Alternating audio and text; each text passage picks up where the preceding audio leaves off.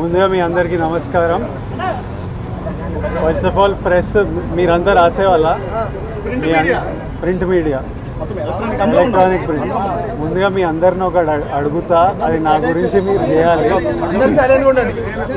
ఇప్పుడు మీ ఛానళ్ళల్లో headlines స్క్రోలింగ్లో illegal betting యాప్స్లో నాకు పిలిచారని స్క్రోలింగ్ నడుస్తుంటుంది, హెడ్లైన్స్ నడుస్తుంటుంది నాకు తెలుసు.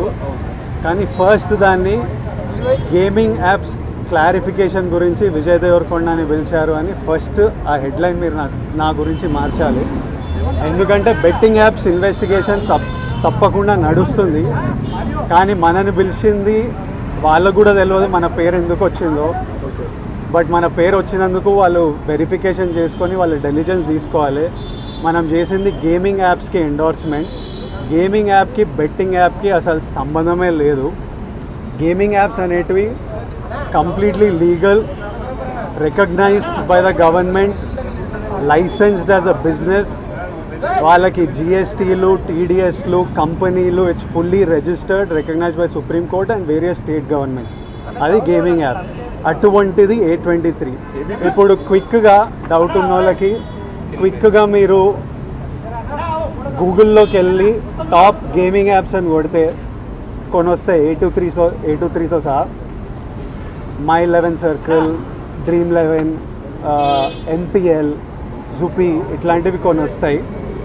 ఇవన్నీ రిజిస్టర్డ్ గేమింగ్ యాప్స్. ఇవన్నీ మన ఇండియన్ క్రికెట్ టీమ్కి స్పాన్సర్, మన ఇండియన్ ఒలింపిక్స్ టీమ్కి స్పాన్సర్, మన ఇండియా ఉమెన్స్ క్రికెట్ టీమ్కి స్పాన్సర్, ఐపీఎల్కి, NPL ఒకదానికి అఫీషియల్ స్పాన్సరు, వేరియస్ కబడ్డీ లీగ్కి, వాలీబాల్ లీగ్కి అన్నిటికీ వీళ్ళు స్పాన్సర్ చేస్తారు. ఎందుకంటే these are completely legal entities.